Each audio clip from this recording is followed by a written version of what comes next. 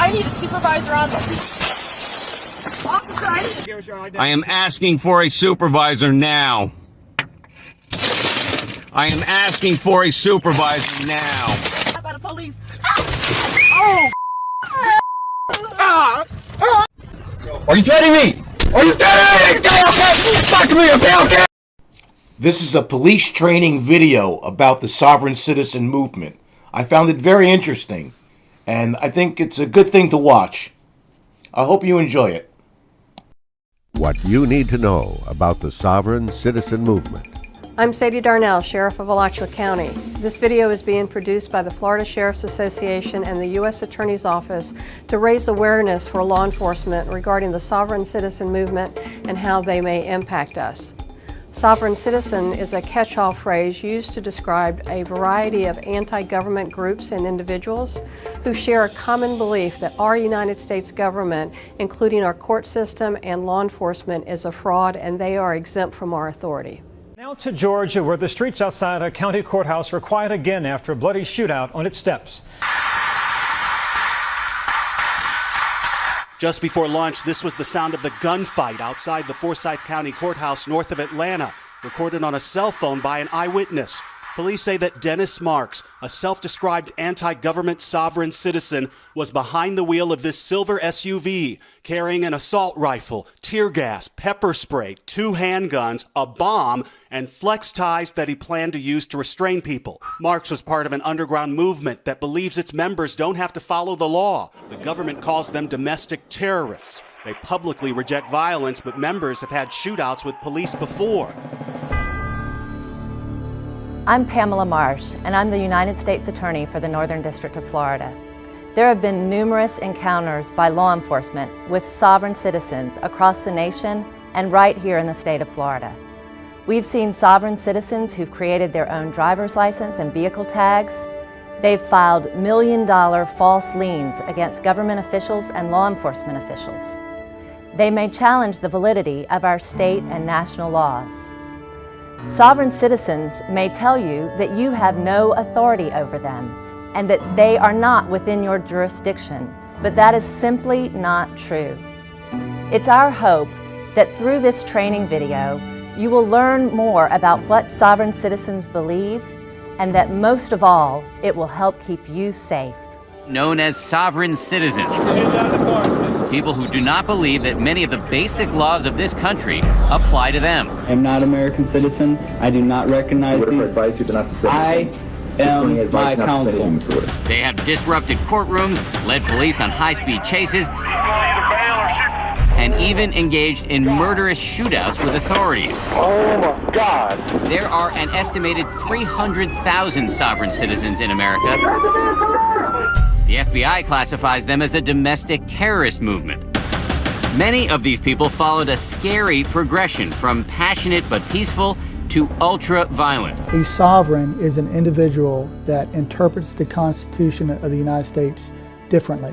Sovereigns believe essentially that the United States government is not a legitimate government, but is a corporation. So they will not have a driver's license, a vehicle registration, an insurance card, or anything in which there is some type of implicit contract, verbal or nonverbal contract, in which the United States government can hold sway over them as a slave. Sovereigns believe in 2 different things, that each of us are 2 distinct individuals. We are our free man, which is our flesh and blood, our human aspect, and we're our straw man, and that straw man is that corporate slave, if you will, to the United States corporate government. Ah, the government. It loves you and wants to keep you safe and well. It even wants to make paying taxes, fines, and court costs easier for you. How? Well, you'll need to meet your straw man. He was born the same day you were. He looks like you, has the same name, and lives in your house, but you never knew he existed. You will have even paid his parking tickets or taxes. The worst part? He's been dead from day 1. From every birth certificate, a legal personality, or legal fiction, is created with the same name to confuse little old you into thinking it's you. So, There is a human you and a paper you, or as it's commonly known, a straw man. So when it seems like government officials, court clerks, or the police are speaking English, they aren't. They're speaking legalese, designed to make you agree to verbal and written contracts without even knowing about it, all spun from Black's Law Dictionary. For example, when the police say, "Do you understand?" you'll say, "Yes." What they are really saying is, "Do you stand under our authority?" Oops-a-daisy, you just created a verbal contract with them. Oh, you clever government. The rhetoric of a sovereign is very important from an officer safety standpoint. You'll hear a lot that I'm a free man of the land. I am protected by the land. Do not tell me to shut up! I am the living natural man, and my voice will be heard. They will ask you, what is the reason for stopping me? I'm asking again, what am I being pulled over for? What am I being stopped for? Am I being detained? You have, I am traveling, I am not driving, I do not have to provide a driver's license because I am a sovereign. All right, stay seated and Scott. Do you have a license on you? I do not submit to unlawful inquiry, sir. Okay, so you don't have a driver's license? I have a right to travel unencumbered freely. You do not have jurisdiction over me.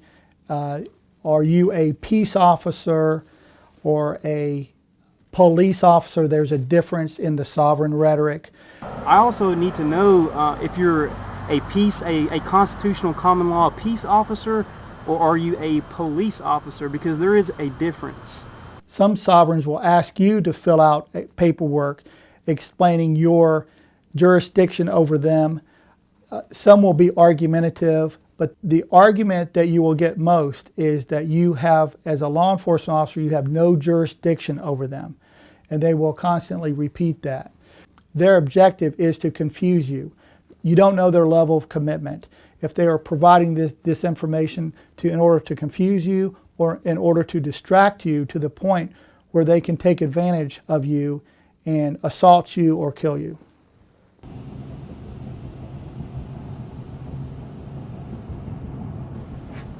May the 20th, 2010 started out like any other day.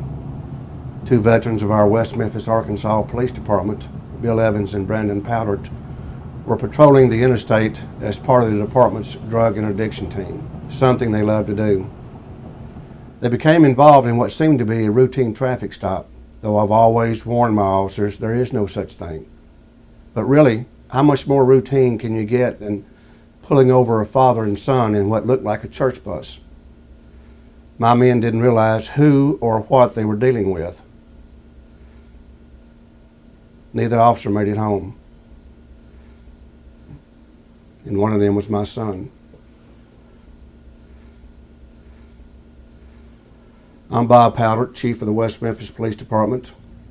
My officers, Bill and my son Brandon, didn't realize that there are people at war with this country that are not international terrorists.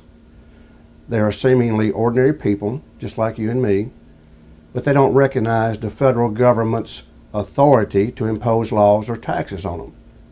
They're known as sovereign citizens. Their beliefs may sound so out there that they appear comical or crazy, but don't discount or ignore these people, because they're willing to kill and be killed for these beliefs.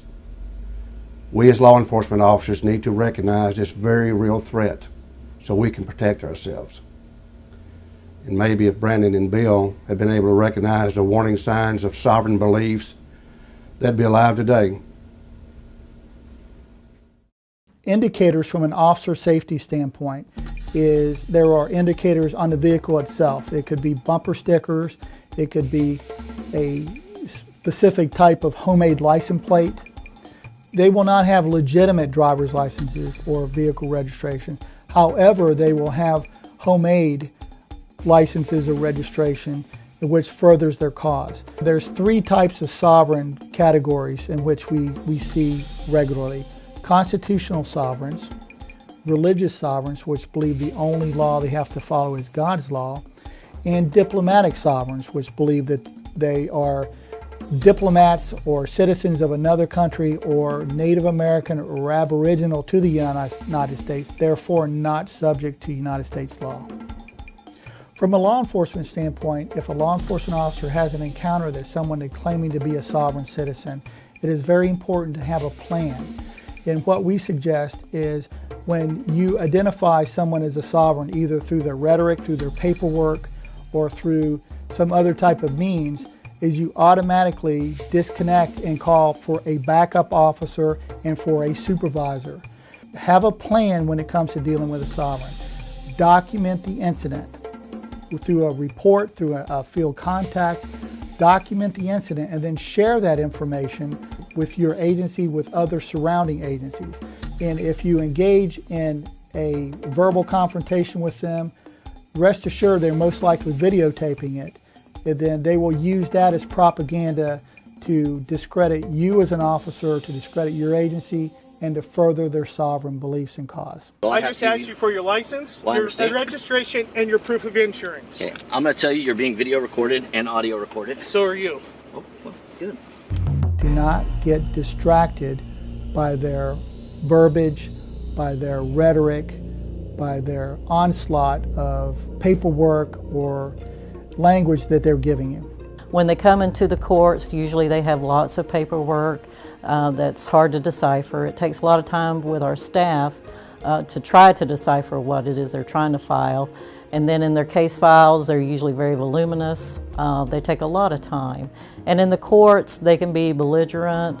Sometimes they don't want to stand up when the judge comes into the courtroom, and they're always representing themselves in the court. So you can see it does have a huge impact on the courts, on a statewide basis.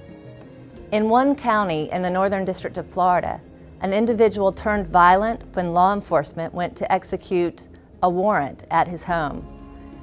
Sheriff's offices are often targeted by sovereign citizen groups because we're in charge of the courts and we run both the civil and criminal process serving. When a sovereign citizen presents you either false identification or invalid documents, you need to advise them that it's not recognized by the sheriff or the court and then take no action on it. But be very cautious of how you approach them and what you say to them because you can leave your agency open for liability.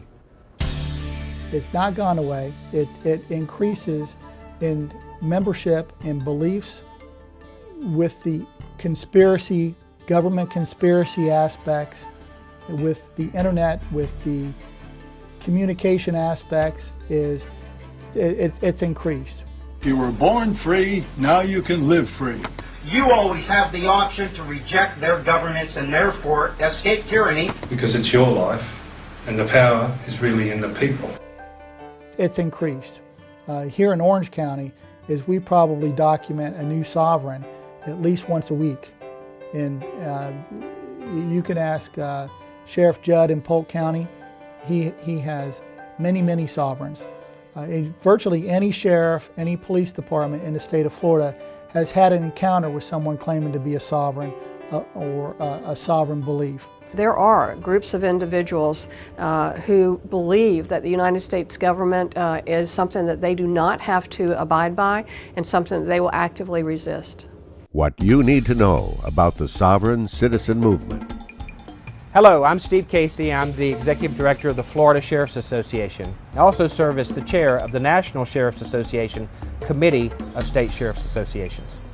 This video was developed in concert with our partners at the city, county, state, and national level in order to increase officer awareness of the radical anti-government group known as sovereign citizens, which pose a real risk to officer safety and security. I want to thank all of those who have participated in the development of this video and encourage officers to share this information widely, as your partner's life may depend upon it. I want to thank you for your service to your community, your state, and our nation. If you enjoyed watching this video, please remember to like and subscribe. Thank you very much for watching, and we'll see you next time. Enjoy the rest of your day.